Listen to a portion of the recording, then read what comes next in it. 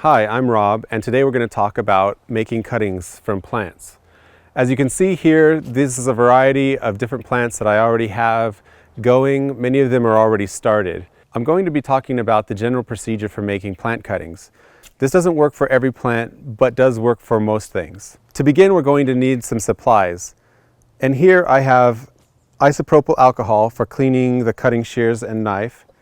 And these are the different types of rooting hormone. Both of these have the same type of rooting hormone. This actually has two, but this is a powder version and this is a liquid concentrate. I typically use the liquid concentrate and I mix it in just a resealable container. The tools I use are a standard non-serrated knife and a small pair of pruning shears. To sanitize these, I just use the isopropyl alcohol, and as long as you get everything wet, it should do a good job.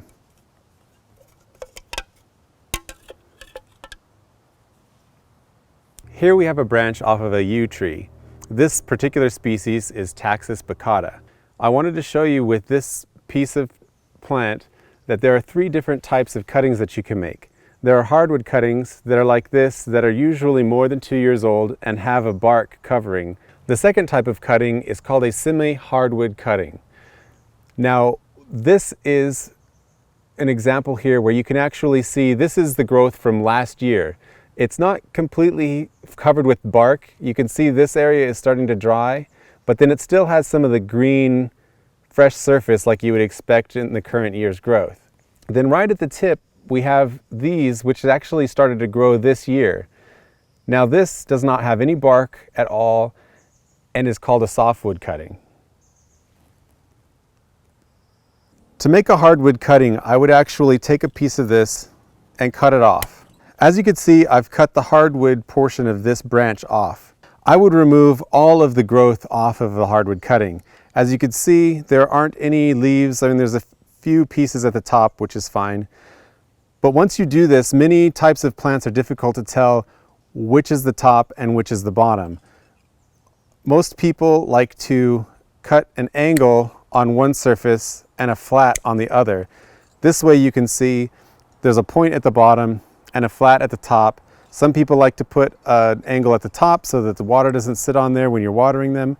It's personal preference, but it just depends on what you like to do. With the remaining portion of the branch, you can see that this is the semi-hardwood cutting. There's a little bit of the hardwood left and we still have a bunch of the softwood pieces. To make a semi-hardwood cutting, I would cut this here and then again at the top, and this is a semi-hardwood cutting. Now for this, I would probably leave these leaves on here and then strip these off at the base so that you end up with something like this. This would be dipped into the rooting hormone and this would be protruding out of the soil. The very tip of the plant would be the softwood cutting. As you can see, it has a very dense covering of leaves and has a lot of really tender new growth. For this, I would also do the same thing as we did with the semi-hardwood cutting, and you would want to pull off these leaves. You might have to be a little more gentle so you don't break the stem that's still there. Cleaning the bottom until there's enough that's clear to be able to put this into the soil. Many people tend to like to wear gloves when they're going to be working with any type of chemical. This is a rooting hormone. It's not very hazardous, but there's no need to take a risk. This is the rooting hormone that's distributed into a powder, and as you can see, it's very dry and will blow all around. If you're going to be using this, you may want to actually dispense some into a container and then dip the cuttings into what you've actually taken out of your bottle. If there's something on the cuttings, you don't want to contaminate what's in the original bottle. I use a rooting hormone concentrate that's in a liquid form, and I've already made up some here.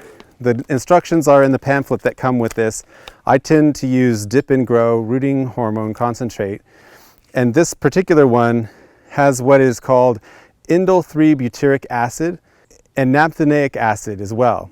There's two different types of rooting hormone, Many of them that you're going to find at your box stores are going to have the indole 3-butyric acid. You're going to want at least indole 3-butyric acid as a component in the rooting hormone. Many beginners get confused because in the box stores you'll find a vitamin B substance that's made for encouraging plants to root after you transplant them. That is not a rooting hormone. So make sure that you're actually looking at what you have on the ingredients so that you're getting what you need. Here I have a 1-gallon pot. Now this is from a plant that I got from a nursery and I'm reusing it. I've had to clean this before I've used it so that I'm not transferring any diseases or fungus from what was in here before to what I'm doing now. I fill my 1-gallon pot with a general potting soil that's well drained. You don't want anything that's going to hold too much water. If it has too much water and there's not enough air, you're actually going to rot the cuttings. Before I start, I like to pre-wet the potting soil. I'll wait for the water to actually soak in, and that way you're not washing off all of the rooting hormone that you're putting in. I prepared 4 cuttings here. As you can see, I've stripped all the leaves off of the bottom portion, and this is what I'm going to dip into the rooting hormone. I'll dip this into the rooting hormone and leave them there for a short period of time so that it can absorb a little. Take that out, and these are ready to go into the soil. Now, if the soil is a little bit compacted, you can use a stick to make the hole before you put them in. Put it into the hole that you've made and then compact around it so that there's not air around the cutting you've just made. I've put 4 of the same type of plant in this container. As these grow up, I like them to be multi-stemmed, so many times I'll leave them this way so you get a nice full plant when they start to grow. You may want to put just 1 cutting into a 1-gallon pot depending on what the final size is supposed to be. If it's something that's going to get very large, you're only going to want 1, and then once this starts to grow, you can plant it out into your garden. It takes 3 to 4 weeks for most plants to start to put out roots. And what I tend to do when I check them is if you put your fingers in between the plants without trying to damage them and then turn the pot over, you can squeeze a little bit and get it to come out. And as you can see, somewhat like a sandcastle, this stays intact. Here on the side, you can actually see where the roots are starting to grow out of the cutting. This is exactly what you want to see. If you don't see this, make sure that you put it back into the pot very carefully and leave it for another few weeks. Now, with most of these plants, especially like this one that I just showed you, I would actually take these out once they have a significant amount of roots, divide those up, and then put them into their own 1-gallon pots. These pots are all sitting on what is a heating mat. You can see mine is well used. It has a lot of water scale on it. And what this does is actually transfers heat into the pots that they're sitting on. The extra heat that's in the soil allows the plants to grow more quickly than they normally would, but it doesn't heat the top. It encourages water to stay in the plant, but heats at the rooting zone, and that will probably reduce the time that it takes to form roots. In this one small area, I have about 50 plants. Last year alone, I probably produced about $5,000 worth of cuttings and planted those into my garden.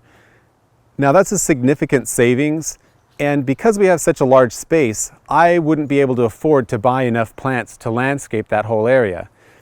This takes a little bit longer, but it will save you a lot of money in the long run. This is an example of a cutting that's about a year old. I made this cutting from a parent plant, which is actually right here next to it. And as you can see, it actually looks better and healthier than the original plant.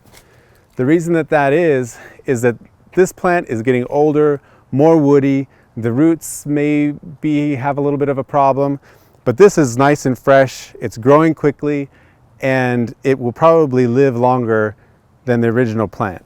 All of these plants here on this hill are a plant called Bergenia. These were all taken from cuttings from my great aunt's garden. Well, thanks for watching, and I hope that you'll be able to make a lot of beautiful plants for your own garden. Then in the intermediate... There's a cat butt. Oh, she lifted her tail. I could see right up her bow. Come on, go. That was pretty funny. It's like she could not have planted her asshole more right in the center of the video. That was pretty funny.